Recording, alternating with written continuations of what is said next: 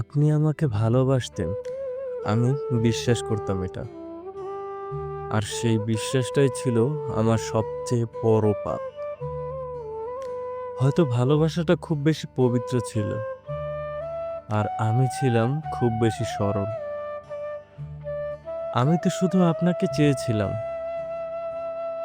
এক কাপ চায়ের মতো সকালে ঘুম ভাঙা চোখে। একটা শান্ত বিকেলের মতো ক্লান্ত মন নিয়ে বাসায় ফেরার সময়। আমি আপনাকে চেয়েছিলাম চাওয়ার মতন না, থাকার মতো। আর আপনি বলতেন চিরকাল থাকবেন। আমি সেটা লিখে রেখেছিলাম হৃদয়ের কাছে, যেখানে কোনো সময়ের ধুলো পড়ে না। কিন্তু আপনি গেলেন একদিন কোনো কিছু না বলে, চোখে চোখ না রেখে হাতটা ছেড়ে দিয়ে গেলেন।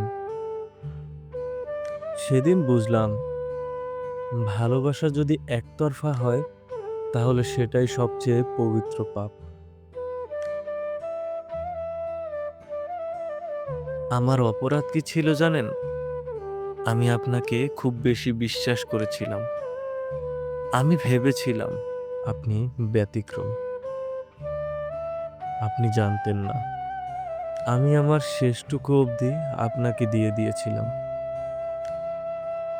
তাই আজও আমি মোনাজাতে হাত তুলি আর বলি, হে সৃষ্টিকর্তা, তিনি যেন এমন কাউকে পান যিনি তাকে আমার চেয়েও বেশি ভালোবাসবেন, কিন্তু কখনো ছেড়ে যাবেন না।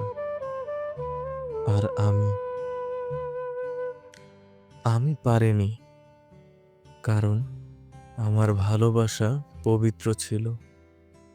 আর আপনি হয়তো জানেনই না কতটা পবিত্র পাপ আমি করেছিলাম আপনাকে ভালোবেসে।